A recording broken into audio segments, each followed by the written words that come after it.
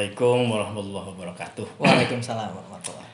Kita ketemu di Ngopi Manis episode ketiga Pak ya. Oke. Sebelumnya manajemen operasi Ya, dalam hal ini spesifik ke manajemen project proyek ya. manajemen ya. Jadi arahnya ke manajemen udah Pak ya, udah spesifik. betul. Nah, tapi sebelumnya di awal fondasinya ekonomi Pak ya. Pondasinya kita buka kemarin ekonomi ada yang struktur, pertama, struktur pasar, bentuk seterusnya. dan lain-lain lah. Nah, sekarang kita ke manajemen fungsional berikutnya, yaitu manajemen keuangan. Keuangan, Pak. Oke, manajemen keuangan. Nah ini Pak Ahmad di samping akademisi juga ada ya sedikit banyak pengalaman lah ya di situ ya, utamanya di manajemen keuangan, walaupun di yang lain juga itu ya. Artinya di manajemen keuangan ini menjadi praktisi juga, jadi mudah-mudahan lebih menjiwai Pak, ada soul-nya, ada jiwanya, ada ruhnya. Waduh. Kita diskusi ini ya untuk share ya, untuk share. Dan boleh jadi ada sisi akademis, ada juga sisi praktisi, atau kita combine Pak ya. Jadi pendekatannya pendekatan kombinasi lah, seperti juga di manajemen project itu. Kita pendekatannya kombinasi. Kita akan bahas tentang time value of money Pak. Oke, nilai waktu dari uang ya. Ada nilai waktu, jadi uang itu nilai waktu. Nah, sebelum membahas itu, pertanyaan mendasar lah gitu ya, mungkin orang awam sih, apa sih itu uang? Terus jenis-jenisnya apa itu ya? Jenis-jenisnya apa aja itu uang itu? Dan mungkin sedikit lah sejarah. Ya nggak usah lama-lama Pak. Nih nanti satu episode ini untuk sejarah uang. Sejarah aja. Iya, kira seperti itu Pak. Ya di share silahkan. Oke, jadi kalau yang namanya manajemen keuangan, Pak, dari katanya aja keuangan, kata dasarnya adalah uang. Jadi manajemen keuangan pasti ngomongin yang namanya masalah uang. Money.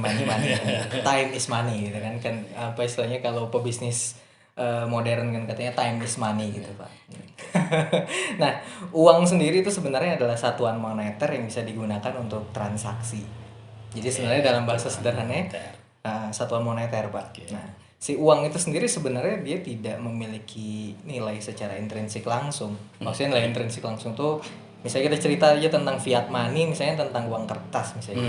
Nah, apakah uang kertas 100.000 tuh nilai intrinsiknya, nilai si kertasnya itu sendiri 100.000 misalnya? Kan enggak ya?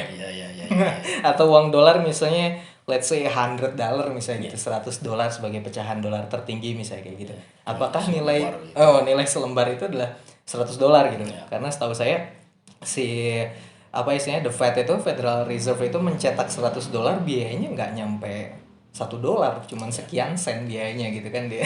Gitu. Jadi istilahnya satuan moneter yang digunakan untuk transaksi. Nah, nilainya adalah terasa pada saat dia melakukan transaksi tersebut gitu. Bisa ditukar, bisa ini segala macam gitu. Satuan moneter ya Pak ya. Satuan moneter untuk transaksi. Jadi clue-nya satuan moneter sama transaksi. Gitu. Nah, terus tadi kalau lanjut ke pertanyaan selanjutnya adalah tentang jenis-jenis jadi uang. Nah, paling tidak saat ini kita mengenal dari sisi bentuknya ada dua. Yang pertama uang kertas dan uang logam. Nah, uang logam biasanya buat satuan yang lebih besar, sedangkan yang kecil-kecilnya dia pakai uang logam gitu. Itu dari sisi bentuknya. Terus ada lagi uang kartal dan uang giral misalnya kayak gitu. Uang kartal itu biasanya kita lihat yang termasuk uang kertas dan uang logam itu masuknya ke uang kartal. Terus yang satu lagi uang giral itu misalnya masuk cek, biliet, giro dan lain-lain segala macam. Itu contohnya begitu Pak. Giral ya. Giral. Terus tadi pertanyaan ketiganya adalah tentang apa Pak? Sejarah tadi. Sejarah ya, biasanya kan kenapa sih ada uang kan, kaitannya kan itu. Betul.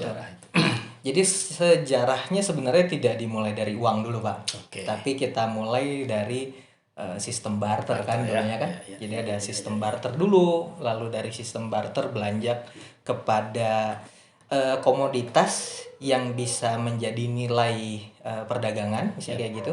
Nah, nanti diceritain lah contoh-contoh kasusnya misalnya kayak gitu. Nah, baru sampai ke uang, sampai penggunaan uang.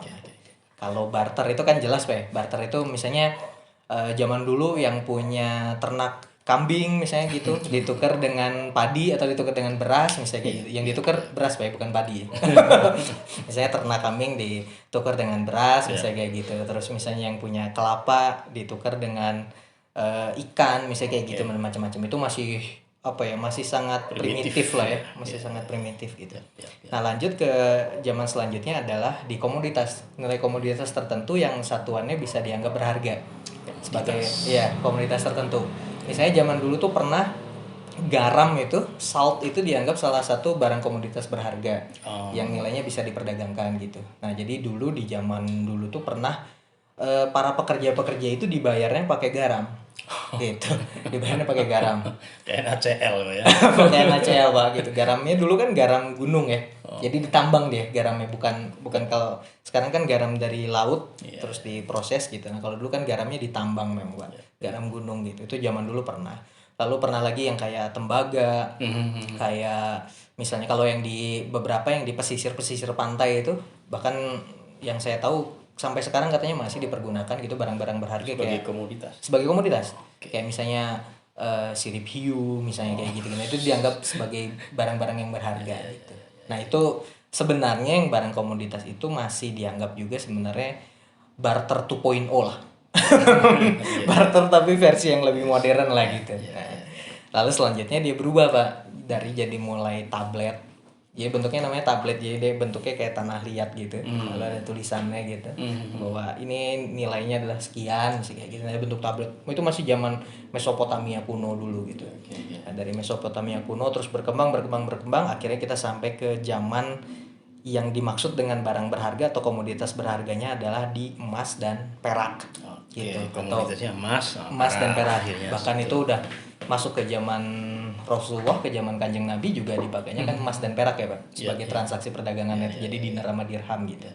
Nah, baru setelah dinar dirham nanti sampai kita kepada sebelum Perang Dunia Pertama itu. Sebelum Perang Dunia Pertama emas masih jadi komoditas utama, tapi di tahun abad-abad 17-18 dia uang mulai marak gitu. Bahkan di zaman-zaman akhir kerajaan-kerajaan itu kan para kerajaan-kerajaan sudah mulai menerbitkan koin-koin dari emas yang dia punya nilai yang nilainya bisa setara dengan beberapa komoditas tertentu. Misalnya emas sekian gram itu setara dengan kopi sekian kilogram misalnya gitu. Contohnya seperti itu Pak gitu. Ada standarisasi betul. Membuat standarisasi itu ya. Betul. Dan emasnya diterbitkan oleh kerajaan. Misalnya kerajaan Majapahit gitu, kerajaan Sriwijaya, mereka menerbitkan koin-koin emas itu Pak. Begitu Pak. Menarik ini Pak. Ini sejarah uang ini. Sejarah uang Pak, sejarah singkat lah. Sejarah singkat. Dan kenapanya sedikit gimana Pak? Kenapa menggunakan uang gitu Pak ya? Nah, uang itu dianggap sebagai transaksi atau alat perdagangan moneter tadi yang paling simpel, yang paling sederhana. Jadi nggak ribet ya. Saya pengen apel harus punya kopi dulu setara. Betul, itu kalau zaman barter kan gitu. Terus kita juga waktu zaman barter kita nggak bisa menginikan tingkat kualitas. Jadi misalnya apel yang bagus itu setara dengan kopi berapa kilo misalnya kayak gitu. Nah, itu kan susah Pak ya di zaman itu.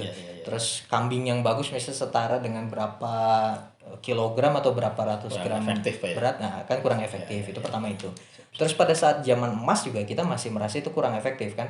Pecahan-pecahan emas kan tertentu untuk komoditas-komoditas yang kecil, misalnya satuan kecil kita sulit memecah. Bisa dipecah nanti pakai satuan perak dan lain-lain. Nah, itu juga kita masih harus ngebawa geluntung-geluntungannya gitu misalnya sebesar-besarnya itu gitu istilahnya gitu. Nah, akhirnya dirubah polanya menjadi pola uang fiat atau fiat money itu. Nah, fiat money itu sebenarnya kalau dulu adalah bentuk jaminan dari emas, dari cadangan emas yang dimiliki oleh sebuah negara lah kita sebut aja gitu sebuah negara menerbitkan istilahnya tanda bahwa dia punya cadangan emasnya gitu, misalnya dalam bentuk kertas gitu. Nah, itulah asal usul atau dasarnya dari fiat money. Asal usul dari fiat money. Nah, tapi itu nanti berubah di Perang Dunia Pertama misalnya itu betul. Karena transaksi dengan emas juga dinyatakan kurang simpel juga, kurang sederhana gitu. Itu jadi cikal bakal berhentinya perdagangan atau transaksi global dengan menggunakan emas gitu. Transaksi global ya. Iya, transaksi global dengan menggunakan emas betul. Dan di situ juga kalau misalnya kita tarik ke sejarah dulu pada saat era perdagangan emas kan, kalau sekarang kita sebutnya sebagai defisit transaksi neraca berjangka misalnya kayak gitu. Nah, dalam kondisi defisit neraca transaksi berjangka itu waktu pas pakai emas itu kerepotan sebuah negara. Jadi misalnya transaksi berjangkanya karena defisit, cadangan emasnya kan harus bergeser ke negara yang dia yang dia melakukan transaksinya gitu Pak, yang melakukan transaksi perdagangan. Akhirnya nih si negara yang bersangkutan yang punya cadangan emasnya makin berkurang gitu. Nah itu dulu terjadi di India. Di India karena dia melakukan perdagangan sama Inggris, banyak cadangan emas dari India akhirnya jadi berpindah atau dibawa sama Inggris karena India defisit transaksi perdagangan gitu, neraca berjangkanya defisit gitu. Itu kalau dianalogikan pakai zaman sekarang lah, karena mungkin zaman dulu belum ada nih cerita tentang defisit neraca berjangkanya gitu. Iya. Ini menjawab ini Pak ya, mengapa barter tidak efektif lagi tadi? Yes, betul tadi barter tidak efektif karena tadi Pak ya, karena membawa barang-barang segitu banyak, terus misalnya tingkat kualitas dan lain-lain itu yang sulit diperkirakan. Jadi nilai taksirnya nggak ada. Sedangkan kalau pakai uang kita punya nilai taksir. Ya, ada perkiraan ini. Betul. Okay. Terus ini juga menjawab juga tentang kenapa sih meninggalkan sistem uang emas dan perak ini Pak ya? Iya, betul. Sekaligus menjawab itu ya, jadi betul. Ya, kenapa barter ditinggalkan, kenapa uang emas dan perak ditinggalkan? Betul. Karena kurang efektif ini. Kurang efektif karena tadi Pak, kalau misalnya terjadi defisit neraca berjangka atau perdagangan, ya kita sebut misalnya dulu ada perdagangan internasional, cadangan emasnya kan langsung lari ke negara yang bersangkutan, atau negara yang melakukan transaksi, negara nanti dia bisa kehabisan cadangan emas dan peraknya mungkin bahkan gitu. Makanya itu nggak efektif lagi, akhirnya pakainya perdagangan internasional itu pakai nilai mata uang atau nilai moneter yang disepakati secara internasional gitu. Nah, pasca Perang Dunia Pertama pada saat itu, World War I itu, the First World War, akhirnya disepakati karena waktu itu salah satunya adalah Amerika kan yang memenangkan peperangan misalnya gitu. Nah, akhirnya disepakati kesepakatan secara global gitu, secara internasional, dipakailah dolar. Leadernya Amerika. Nah, dulu pada sebelum masa itu Pak, yang disepakati sebagai mata uang globalnya adalah pound sterlingnya Inggris. Ya. Betul, pound sterlingnya Inggris. Kenapa pound sterlingnya Inggris? Karena dulu Inggris adalah negara yang punya wilayah Commonwealth gitu, atau apa bahasa Indonesianya Commonwealth? Persemakmuran atau ya bisa kita sebut juga negara jajahan yang paling besar sedunia gitu. Nah, makanya kenapa sih bahasa internasional tuh pakai bahasa Inggris misalnya kayak gitu. Itu juga salah satunya kan dari situ. Nah, dulu pakai pound sterling mata uangnya Inggris, lalu beralih ke dolar gitu. Karena ternyata secara internasional dianggap dolar yang lebih stabil secara nilai gitu. Satunya pertama lebih stabil, terus kedua karena dia juga termasuk pemenang perang kan gitu. Pemenang perang dari situ. Nah, akhirnya kita pakai sampai saat ini yang dipercaya sebagai transaksi perdagangan internasional, kita pakainya dolar gitu. Dolar Amerika ya. US dollar gitu. Kesepakatan Perang Dunia Kedua menang. Udah yang menang perang yang jadi raja Pak ya. Iya betul. Ya kan sejarah dunia ini sebenarnya diwarnai itu kan Pak. Siapa yang jadi pemenang perang dia yang menuliskan sejarah kan. Nah, dulu pada masa Inggris itu disebut sebagai Pax Britannica atau Pax Britain atau Pax Britain itu adalah kondisi negara damai, kondisi negara tanpa perang, kondisi dunia ini tanpa perang di bawah Britain gitu, di bawah Great Britain, di bawah Inggris lah gitu. Nah, setelah itu adalah Pax Americana. Sampai sekarang ini kita sebenarnya masih dalam kondisi Pax Americana nih. Jadi negara damai tapi dunia ini damai tapi dalam kondisi Amerika sebagai sebagai leadernya lah gitu. Baik Pak Ahmad, ya kita tadi sudah membicarakan tentang uang lah itu ya. Tentang uang. Sekarang ada keuangan ya tentang uang, Bang.